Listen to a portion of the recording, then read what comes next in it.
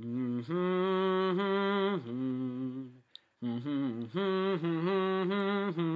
Principium Est. And death said live. Yes.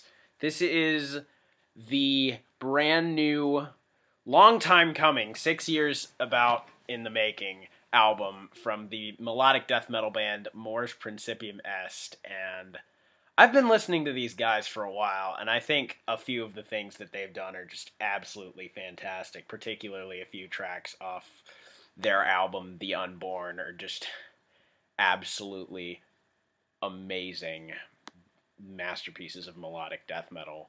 But they finally come back after a big old 6-year break with a brand new album. So people have been wondering, are these guys gonna keep their old sound or try and do something different? Well, we're here to answer that today, folks. So, yes, time to start the track-by-track review. Click the Bellacore Stones Reach person if you want to skip that. And we get to talk as the album as a whole. Track Uno, The Awakening. This is basically just an intro track. It starts like out with 30 seconds. Yeah, like 30 seconds, about a minute or something like that. And you get some creepy sound effects and then an orchestra and a choir, and it all just builds up to the grand triumphant return of this band in a song ironically called Departure. It's kind of funny. Yeah. But it sounds glorious. The symphonics backing this in the beginning are what become the main melody for the chorus, and that part's pretty awesome. It's a really nice melody. And it's really sorrowful. Like, it almost sounds like you're watching the entire world around you and everything you ever loved fall away. That's how I would describe that melody. But after that, the song goes into full fucking mellow death thrash mode. But when it does, the symphonics are kind of pushed back. One of the things I liked about the album I've heard from by them, The Unborn, is that there was a lot of synth layering on that. Not like a lot, but in every song kind of had it. And that's not exactly present on this album. Much of this song doesn't have it. It has it some in the chorus, and yeah, basically in the chorus of this song, which is a really good chorus, as I've said. And the song has a pretty kick-ass guitar solo, too, and a fucking riff at 4 minutes that kicks your ass. As I'll say later on, as I go through each of the tracks, there are a ton of riffs that will just kick your ass in this album, and that you just have to headbang to. But next song, I Will Return. Starts off with a slow sort of kind of watching the world die feeling here again in the guitars at the beginning here, and then it gets fucking groovy and fast as shit, which is basically the main styling of the riffs on this album. They're groovy, and they're fast, and at points they're really thrash metal-like, but this isn't a thrash metal album. It's more of a melodic metal album. I actually heard this song last year, when I think their guitarist put this thing up where you could listen to all the tracks, and he was describing all of them, and he described the lyrics to this song as being like basically like made up and not as good and stuff because it's made up. But fantasy lyrics are really cool, don't you think? Like, they make a good placeholder at the very least. Yeah, totally.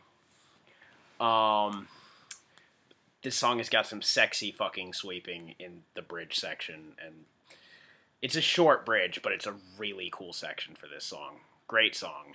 But it didn't blow me away like The Harmony Remains, which is one of my favorite songs by this band off their Unborn album. That song is just fucking great, and that whole album is just fucking great. And I was wondering myself as I was listening to this, when is it going to get back to that style that I fucking know and love? Next song, Birth of the Star Child, starts this... Star Child. That's a great song. I had to do Winter that. Sun. But this starts a 2-song streak that is just fucking phenomenal on this album. Definite highlight. This is the sound. This is the Mors Principium Est that I know and love. It's fast as hell, but the riffing still maintains a ton of melody. I love the main riff in this song. And especially when the synth comes in a bit through the song. It totally feels like a song off The Unborn. So yeah, this song has two great things going for it. Kick-ass riff, kick-ass solo in the middle, but the chorus isn't very memorable, I would say, as compared to the previous tracks, but it doesn't matter because everything else about this song fucking slays. And then the next one's probably my favorite on the album, Bringer of Light. Holy shit, does it continue with the awesomeness of the previous track. More godlike, super fast riffing. It's also a bit bigger and grander. Like, there's a bit more synth stuff going on. And unlike the previous song, this song totally has a really good chorus. And there's just these fucking... There are a few moments on this album where the vocals... Like, for the most part, the vocals stay in, like, this kind of mid-ranged rasp. But there's parts where it goes into really high black metal and really low brutal death metal. And there's an insane black metal-ish rasp in this song before the guitar solo. There's some fucking great shredding in these guitar solos. It's nothing, like, Obscura-like, where, like, it's long and drawn out and technical as hell. They're brief solos, but they're sexy solos. And if you have to check out one song on the album, check out Bringer of Light. The next song, Ascension. Probably not as good as any of the previous tracks, but it's still good. It's got a really dark, slow-moving kind of chorus, and the riffs still kick you in the face, and yeah.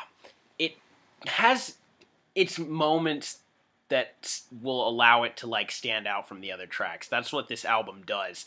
Even though all the songs have a similar theme, each song has something about it that lets it stick out. Like Cover Killer pointed out in his review, it doesn't all sound the same, like, well, I would say a Heaven Shall Burn album where they just fucking recycle the same riffs over and over and over again.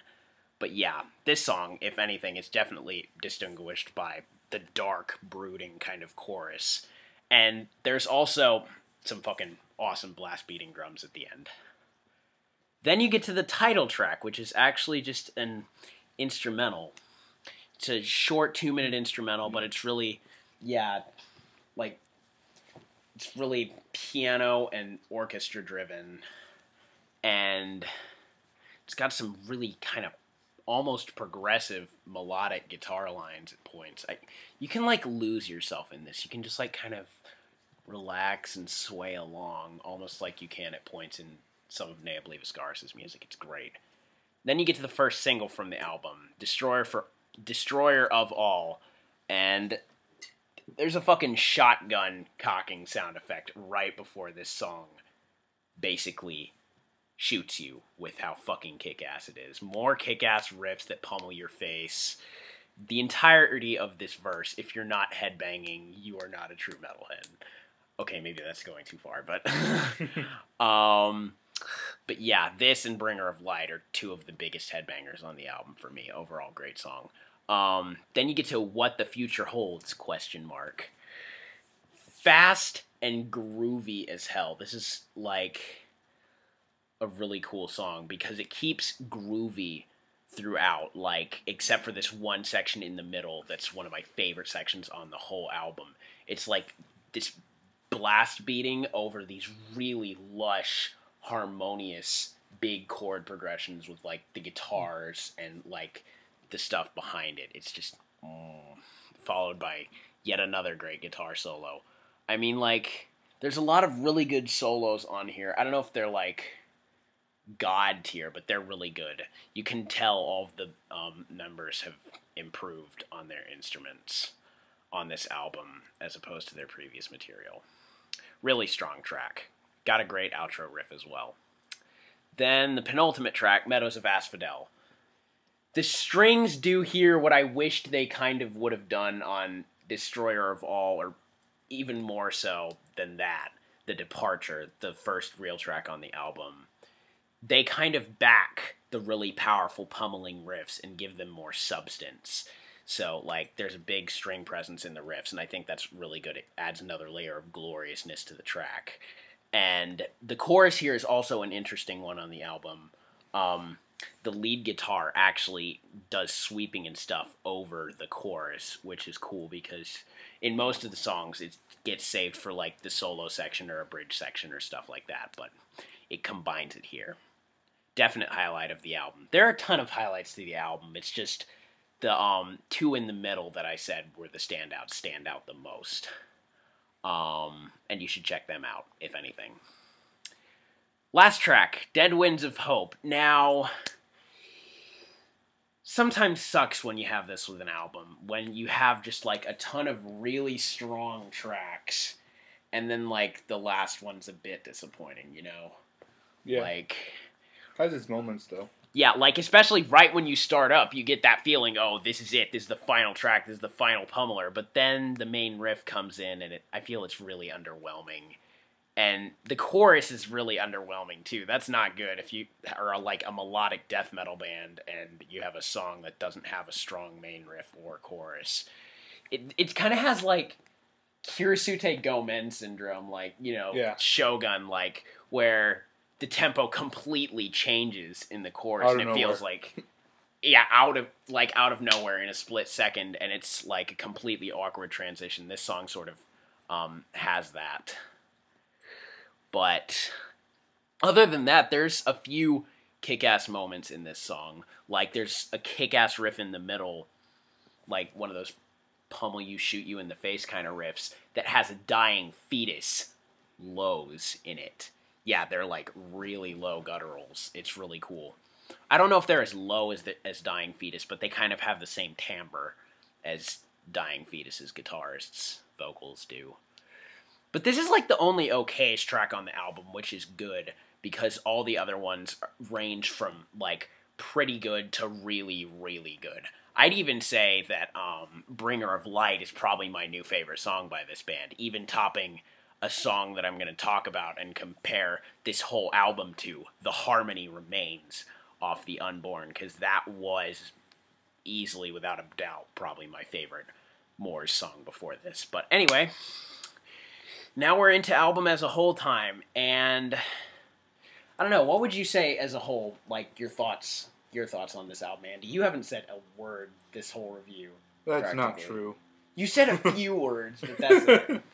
Yeah, well, like, to be fair, we just listened to this, and this was the first time. So yeah, but I thought it was great. I thought it was a great album overall. Maybe not as well. I mean, I guess I'd say it's maybe a little bit better than The Unborn overall. Yeah, definitely overall I feel is a bit better. Yeah, because The Unborn only had, for me, a couple of tracks that really, really stood out, and the rest of them were just eh. But this one has ton of great tracks. Yeah, ton of great tracks. Like, it's like Unborn had The Harmony Remains and Parasites of Paradise, and which are Pure like, for me. Yeah, Pure's great too. But yeah, this is also definitely the most punishing effort I've heard from this band. Like, having only heard 2 albums, this is definitely more punishing and kick you in the face than Unborn. It kicks you in the fucking teeth. Practically all of these songs should get you headbanging. Although one thing that I feel The Unborn might have done better, we've only really listened to this album once, to be fair, but we were kind of focusing when we listened to it. So,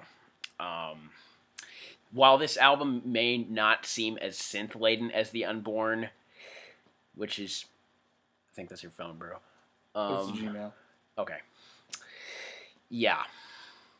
But about The Harmony Remains, I'm going to compare this album to that song. That song had one aspect of it that I felt was really creative and genius, and that is that the chorus of it basically had a melody going on in the strings. And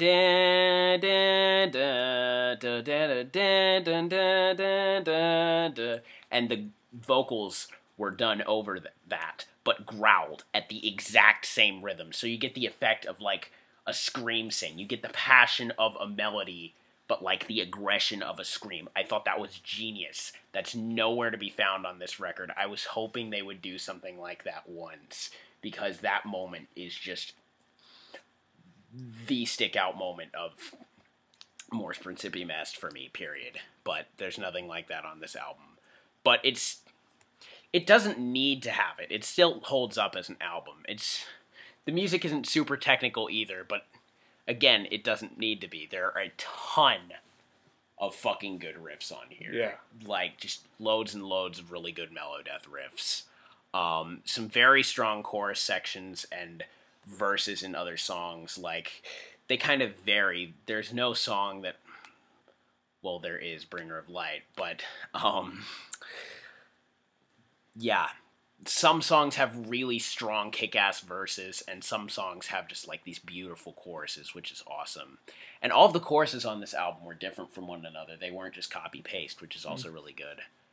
All the instrumentalists and their vocalists, I feel, have improved a bit, if not, like, by leaps and bounds. It definitely sounds a bit tighter, and it sounds a bit, well, more refined, the playing and singing on this album. Although I feel like for a 6-year wait, this was a bit underwhelming. Just a bit, yeah. Yeah, but like, it's not a bad album, it's a really good album, but I mean, like, they could have spent all that time, like, trying to perfect what the next album could be, and I don't think they did that. But regardless, two definite highlights of this album are Birth of the Star Child and Bringer of Light, and I'd have to give this an 8.5 out of 10. Well, what about you? I give it an 8. So about an 8.25 out of 10. That's it. We're done for now. Bye. Go do whatever. Bye.